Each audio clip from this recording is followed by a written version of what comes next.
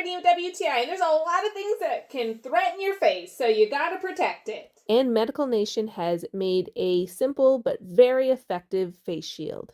I love how they came in a pack of 10. You can actually even get a box that has a pack of up to 50. This is useful, especially if you do a lot of activities where you're going to want to protect your face. Cushion for putting it up against your forehead and will help with sweat and comfort.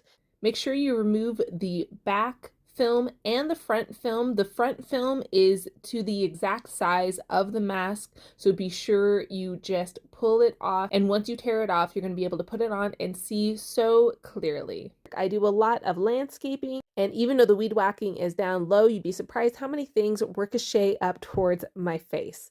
We do also a lot of different landscaping needs that are going to have things possibly falling down right into my eyes, my face. I do a lot of cleaning, and even though we wear glasses, dust particles and dirt can easily get in my eyes and cause irritation if you're cleaning with chemicals or painting in tight spaces. We had some mold issues and I had to put some mold paint on. This face shield just protected me through everything. And that's my point of view.